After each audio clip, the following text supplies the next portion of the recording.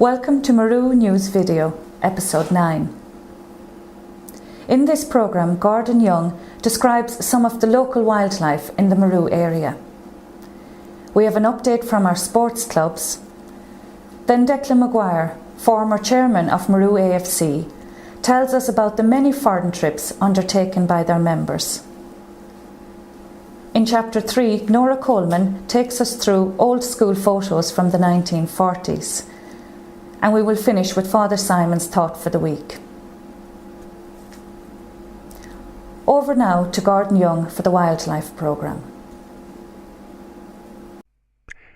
This month I'm going to talk a bit about the nature around Maru.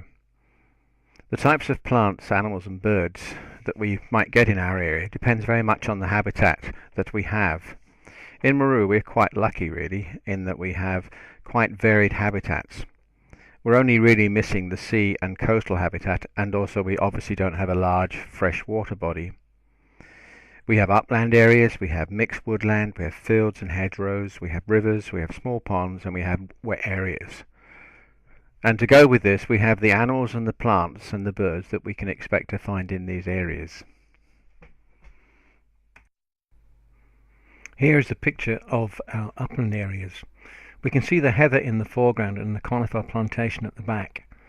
The heather areas are where we might see some of our special birds such as the red grouse and the hen harrier.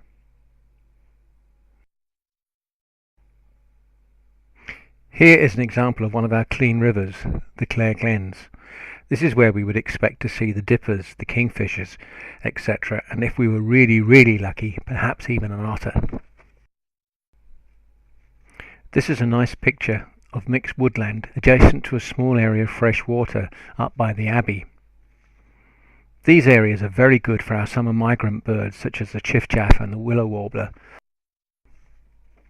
The understory of our forests, covered at this time of the year with the yellow flowered celandines and the white wood anemone. One of our wet areas, a very good place for sedge warbler.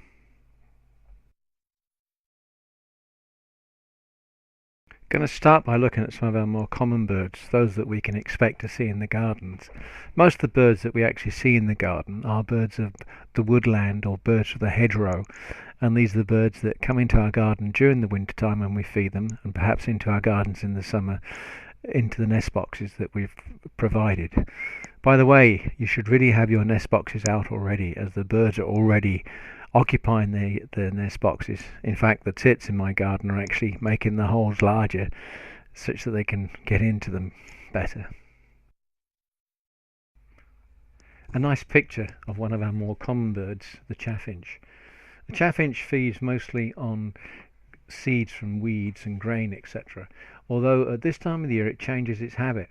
Because it's going to have young shortly, it needs plenty of energy, and indeed when it's actually feeding the young, it also needs to give energy to the new bird. So it actually will change and start catching flies and other insects. So at the moment, if you go out and look at them, you'll see them darting out from a tree branch as they rush out to catch some passing insects. One of our most prettiest finches with its distinctive red, white and black head. Feeding on seeds again, very attracted to Niger and thistle seeds from a feeder. These birds only really started to use bird feeders in the last 5 years or so, but you can get flocks easily into your garden of maybe 10 birds or more feeding on your bird feeder.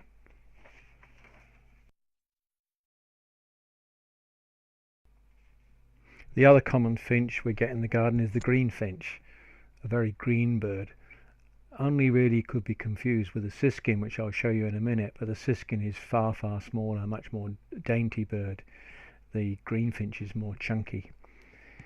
But also feeding on seeds, and we'll come to a feeder for peanuts and sunflower seeds.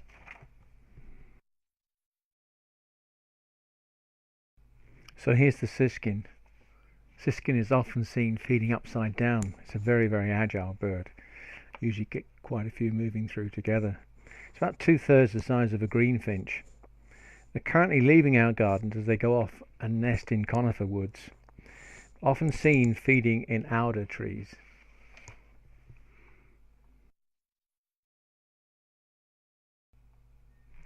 Moving on to the tit family, we're likely to get 4 types of tits feeding and nesting in our gardens. Here we have a great tit on the top left and a coal tit at the bottom. The coal tit has that white stripe down the back of its head. The great tit is sometimes confused by beginners with the blue tit, but they're totally different. The great tit is a far bigger bird, about twice the size of the blue tit. I'll show you these birds in a second. These birds are absolutely fantastic for the garden as they eat so many caterpillars and aphids. Here's the call of the great tit.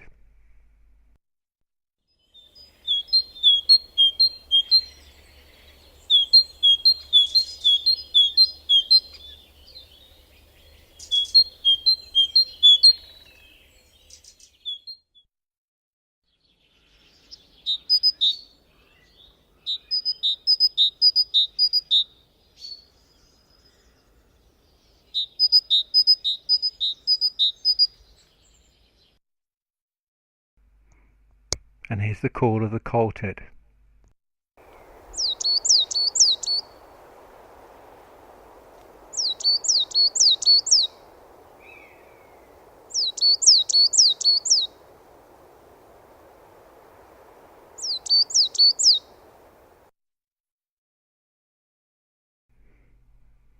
Here's a better view of the great tit. You know, it's actually slightly smaller than the robin in size, about only slightly smaller though. But note the black head contrasting with the blue head of a blue tit, which I shall show you now.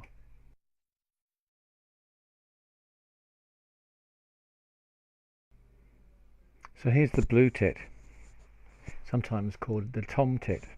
A lot smaller than the great tit, but also excellent for feeding on caterpillars and aphids.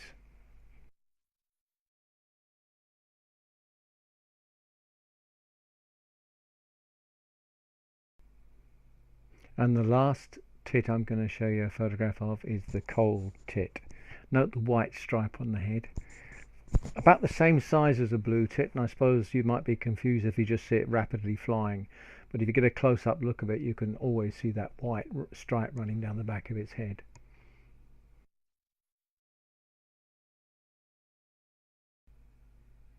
By the time you view this, our first summer migrants will have already arrived back into our area.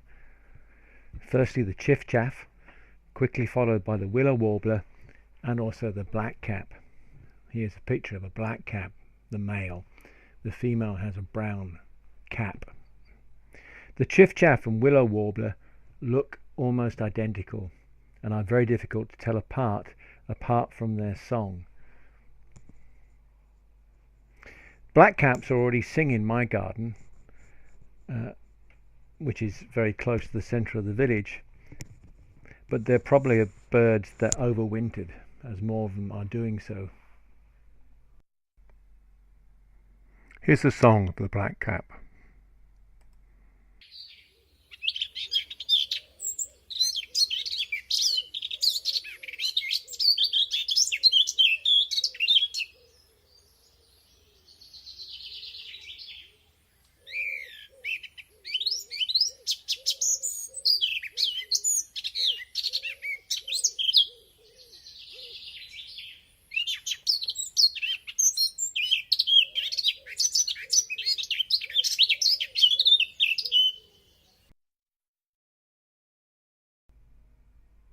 And of course everyone awaits the first swallow, signifying the start of summer.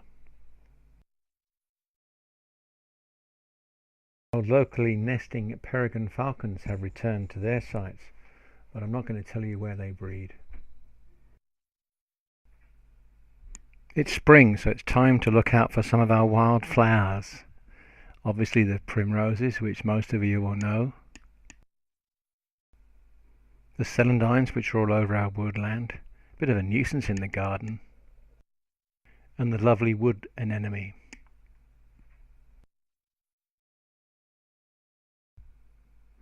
One of my favourites, the dog violets.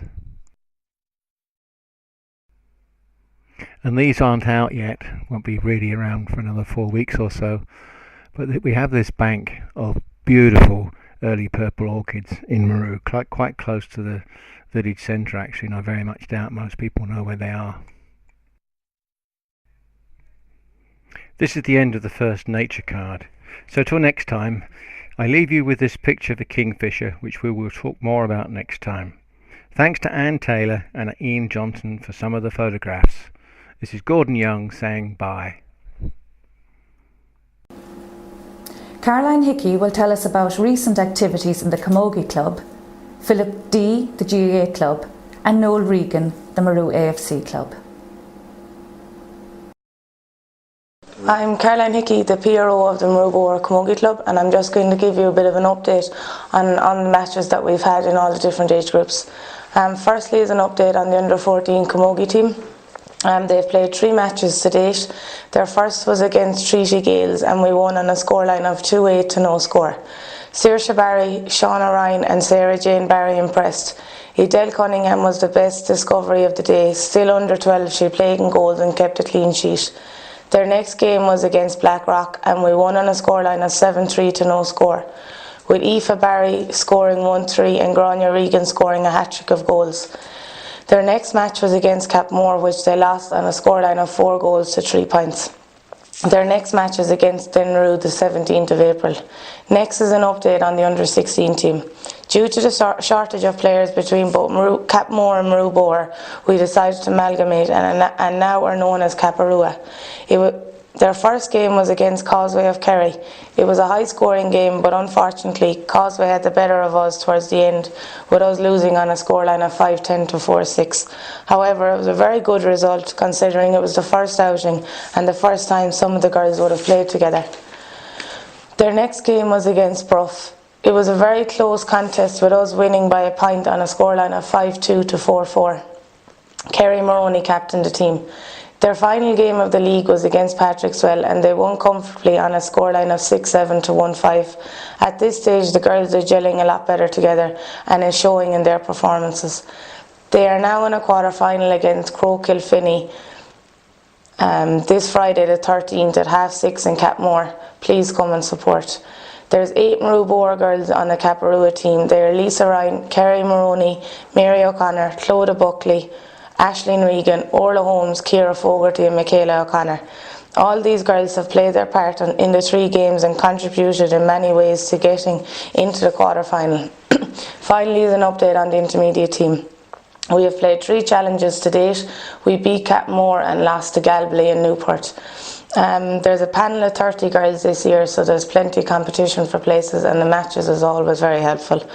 Our first league game of the year was against Cracora at Lantine and we won on a scoreline of 5-8 to 3 points. It was a great team performance, with Katrina Laffin scoring 1-3, Niamh Richardson getting 1-4, Valerie Horrigan getting a point and O'Connor scoring a goal and Trina Hayes helping herself to 2 goals. Our next match is against Ballybrown and we're hoping that will be next weekend. That is all until next time. Thanks very much. Philip D, Secretary Maru Bore GAA Club. Today is the 10th of April. I just want to give you an update on our activities for the last few weeks. All the talk about what's happening off the pitch has dried up at this time of the year now, and it's all about what's on the pitch. I start with the minors. The under-18s have 2 rounds of their under-18 championship played. Round 1 on the 30th of March. We played Capamore in Capamore. We had a fine win, 5-13 to 2 goals and 7. Our inside forward line scored 5-9 of the 5-13. Owen Toohey is captain of this team, and from memory I think Owen scored 3-6 or 3-7 of that. Fantastic achievement.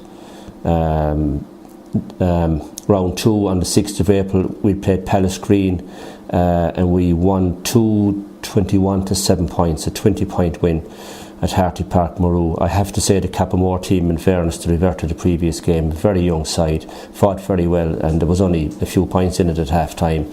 So in fairness to Capamore, they have a very young team, we have a more mature team.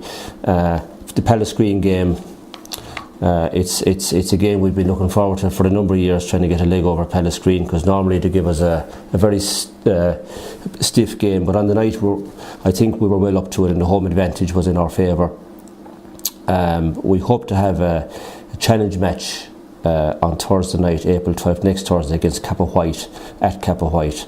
It'll be our last game before the 7th of. It'll be our last game until the 7th of July due to exams. Under 21s, we had good news and bad news. The good news was we drew with Cappamore in the East B final. We got into a straight final against Cappamore. We drew with Cappamore in Cappamore at 1-8 apiece. On Wednesday the 4th of April, the captain of this team is Mikey Ryan, who plays of course for the Limerick senior team. We lost the replay last night in Boher on a consistent scoreline. If the draw was 1-8 apiece, we lost 1-9 to 1-7. They picked up one and we lost one. And I'd like to say the best of luck to Cappamore as they go on to a county semi-final at this stage. Our Junior B's first round hurling league, we were away to Caroline on the Tuesday, April the 3rd. Now this particular match was the first round of the hurling league, but it was also a semi-final of the Brian Butler Cup. It was a double header, if you like. In these recessionary times, we're even doubling up on matches at this stage. This game finished the draw 1-6 for Maru Boher, 9 points for Caroline. So at least one half of this game will have to be replayed again. That's the part for the Brian Butler Cup because it was a semi-final. The captain of the Junior B team is Ollie Foley. Next game is the 17th of April away in Ballybrick and Bohermore. The seniors play Hospital Herbertstown this evening, the 10th of April at 6:45 in Boher in the first round of the County Senior Hurling League. They've played 7 challenge matches so far in preparation for the competitive stage of their season, so we'll see how this will stand to us later on this afternoon. And of course the manager of the Maru Boher senior team is Ger Hegarty. Thank you very much. Okay, these are the Maru AFC notes for the past couple of weeks, and we'll begin with the ladies this week anyway. The senior ladies will begin their quest for honours when the Summer League kicks off in mid-April, and they recently defeated Nina in a challenge match on a 2-1 scoreline. Our under-14 girls played a very exciting cup semi-final against Kilmallock recently, with the game finishing 2-2, and Grania Regan scored both goals for Maru. Our 12s very unluckily lost the cup semi-final at home to Kilmallock on a scoreline of 2-1. Anna Madigan scored for Maru. The girls led until 8 minutes from the end, and they were very unlucky to lose in extra time. They then finished their season last weekend, losing narrowly in the Shield final 1-0 to Ballylanders. The girls played very well and they were unlucky to lose, but it was an extremely close sporting match, and well done to both teams. Under 8 girls are training every Monday night at the club from 6 to 7 p.m. Anyone that would be interested or have their children are interested can contact Mary O'Flynn on 086 60555545 for details. That's for any girl born in 2003 or 2004 and who would like their children to play soccer with the club. Moving on to the men, the A team lost 3-2 to Hospital in the Cup with Liam Quinn and Limmy Gamble on the mark for Maru. And then they also lost 3-1 away to Prospect last weekend in the league, with Liam Breen scoring for Maru. The Bees had 2 matches recently. They drew 0-0 in the league with Athlone Villa to maintain their title challenge. And then, unfortunately, they lost 2-1 to Croom in the Divisional Cup last weekend. Our 19s had 2 matches recently against Shannon Hibbs in the league and cup and lost both. The under-14 boys had a great win over St David's on a 3-1 scoreline. Tyler O'Brien scored 2 and Paddy Kelly got the other. Most of our underage is now over for the season. There's a couple of small outstanding matches, and we'll bring you details of those as they happen. And finally then, congratulations to Paddy Kelly and to Ben Hyde on their selection for the Limerick County under-12 panel, who recently played in the Munster Interleague Blitz at UL. Congratulations also to Keane Power on his selection for the Limerick County under-13 squad in their upcoming match against Kildare. So very well done to all the parents, players and coaches for that great achievement. And that's the update from Maru AFC for this week. Maru AFC went on foreign trips, from New York to Paris and many more. Here now to tell us the story is Declan Maguire. Much Dennis and the Community Council for this opportunity to recall the trips that Maru AFC were engaged in over the years. It's been a while since the last trip, and the first trip we had was back in 1998, where I suppose after a successful period on the pitch where we managed to win a few cups and trophies, we decided that we'd see if we could take it a bit further and just enjoy a bit of fun on a few trips abroad. I suppose just at this stage I'd like to acknowledge the help and the recall of Don O'Malley, who has been excellent in being able to recount all the little details, and he sent me that information. So kicking off, if I can use that term, in '98 we decided we'd go on a trip to London. In the spring of 1998, 15 or so club members went on that trip. It was a bit like dipping the toes in the water to see, first of all, that how it would pan out, and whether we would enjoy it enough to the point where we'd decide whether it was something we'd try and do again. So it was a very successful trip.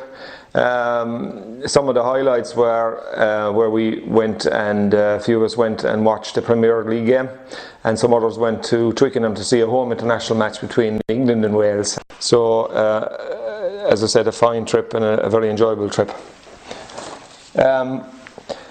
So that gave us a taste for what was to come, and I suppose the following year then we got some encouragement from the twinning committee in Maru.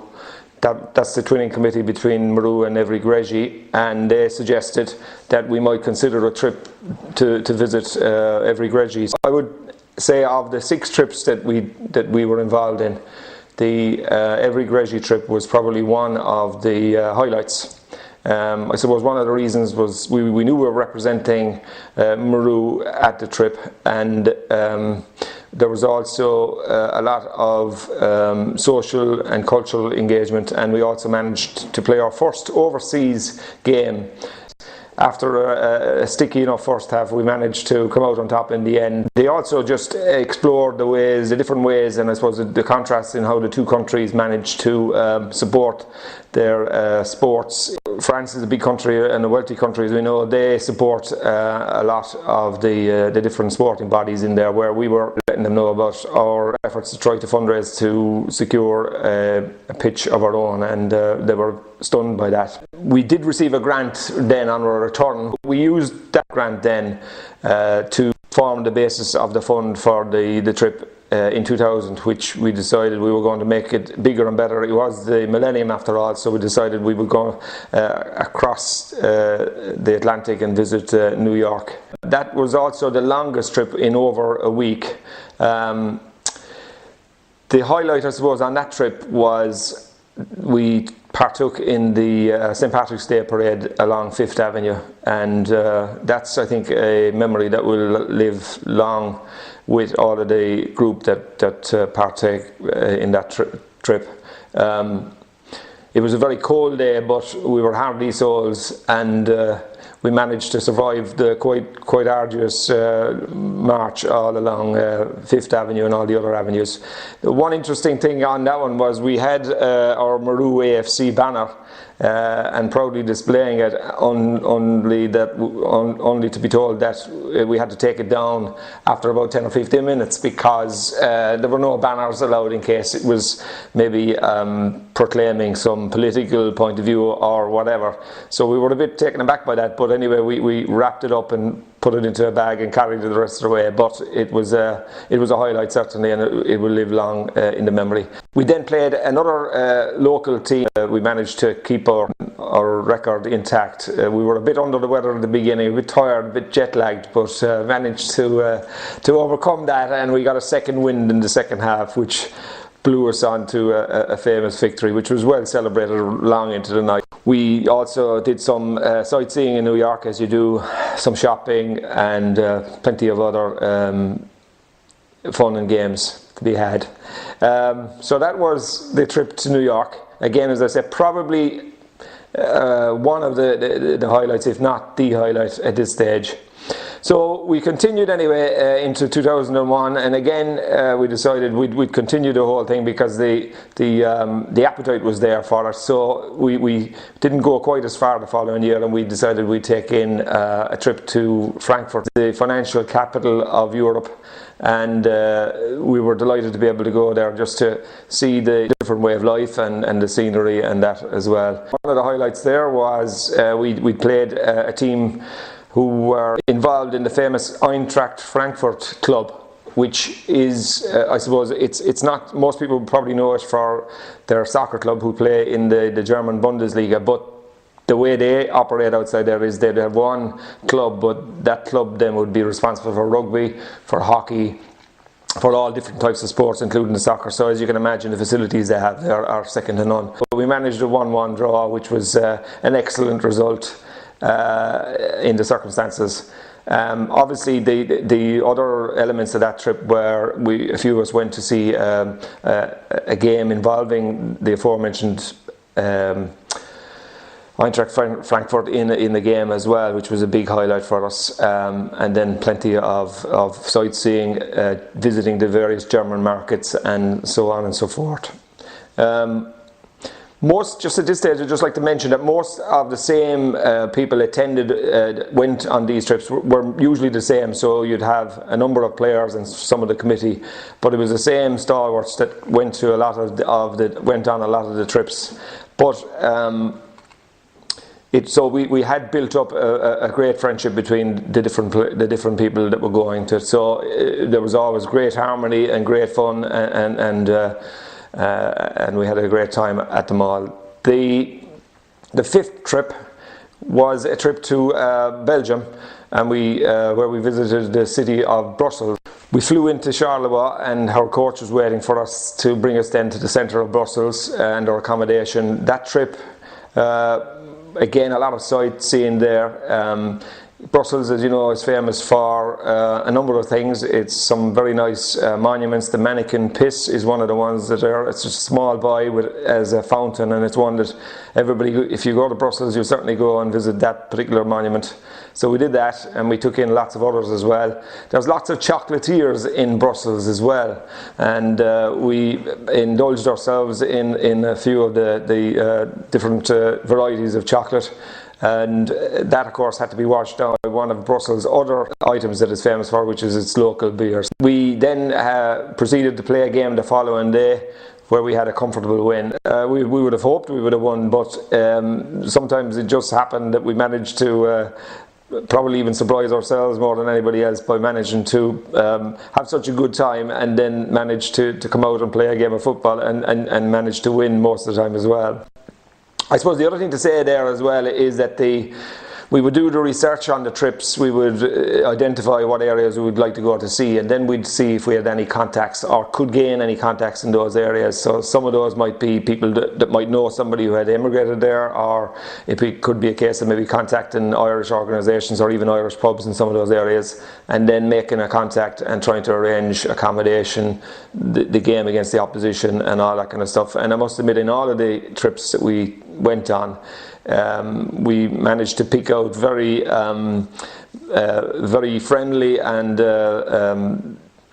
affable people to deal with, and we got on great with all of those. So finally then, in 2003, the sixth of our trips, we decided we were going to go to Holland. On the first night we decided we were going to dine a la Italian, and we had a lovely meal, and that set the tone then for the whole weekend. I suppose the game we played was against another local side, and again, after a slow start, we managed to come out on the right end of a score of a 4-1 scoreline. So that was our final trip in 2003. Just before I finish up, the spirit and the bond that were made on those trips, I think, were vital ingredients in establishing the club, and also in given us the commitment, if you like, to continue our overall goal, which was to try to find a permanent home for the club. The club had been in existence since 1968, and for all of those years in between, up to 2002, had used local pitches, rented it from farmers or whatever. And the camaraderie, the spirit and the bonds that were formed at that particular time of the trips, I think were definitely probably the main reason why we managed to achieve our goal of securing a pitch and building on it and providing top-class facilities for the ever-expanding village of Maru. So that's it, a whistle-stop tour of our trips. Hopefully you've enjoyed it. Hopefully you will get some feel for the different trips that we made and the countries that we visited, and we will hopefully maybe have another edition of this in a few years' time when the trips start to resume again. So thank you very much. I hope you enjoy it. Nora Coleman can identify the pupils in the class photos from the 1940s. This photo was taken in 1943. Now, front row, left to right, Evelyn Humphreys, Bridie Coleman, Mary Kirby, Mary Fitzgibbons, Nora Coleman. Now, left to right, middle row, Mary Jo Ryan, Mary Clossy, Bridget Healy, a girl I can't identify now, and Margaret Ryan. Then back row, left to right, Alice Ryan, Frances Humphreys, Teresa Ryan, Rita Lorgan, and Bridget Davis. This photo was taken in 1945, and front row, left to right, Nora Coleman, Lee O'Malley, Chrissy Dunley, Evelyn or Angela O'Callaghan, Noreen Davis, Bridget Ransford, Bridie Coleman, Mary Fitzgibbons, an O'Callaghan girl again, Rita Lorgan. Now the middle row, the second row, left to right, Nora Ransford, Mary Jo Ryan, Josie Mackey, Maureen O'Grady, Frances Humphreys,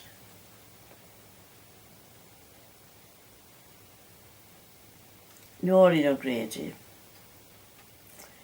another girl of the Mackeys, Mary Kirby, Bridget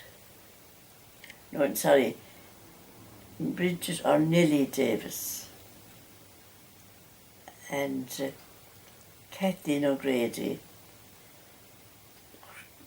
Alice Ryan, Chrissy Dunley, and Teresa Ryan. Now the last row, left to right, I will do my best.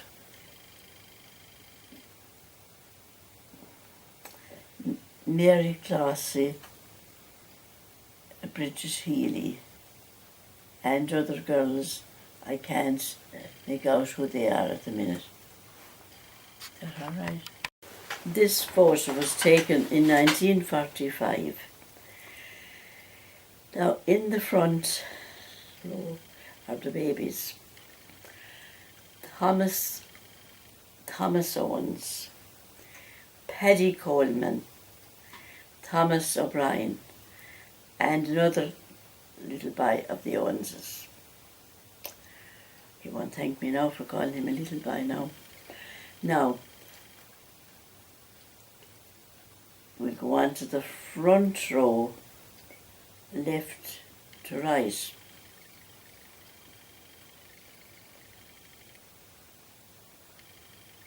Minzy Kinney, Esther Galligan, Kathleen Hayes, Mary Hickey, Sonny D,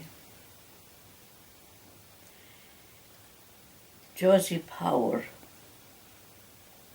I don't know who's next now. Marie O'Brien, Tessie Dunlay,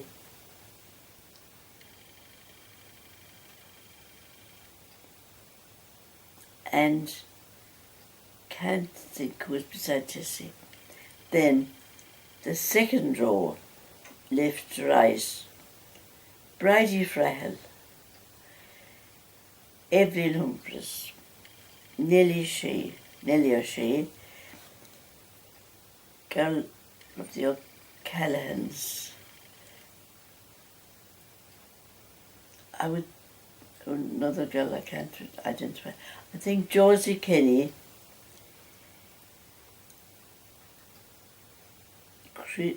Chrissy Dunlay, Sarah Ransford,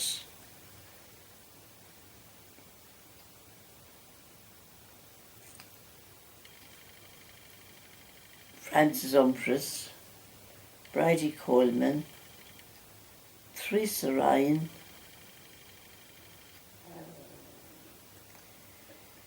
Chrissy Dunlay, Maureen O'Grady, Bridget Ransford, Eileen Lee. Now I'll go to the back.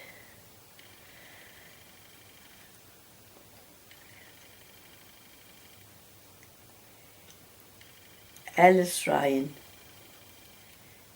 Nellie Davis,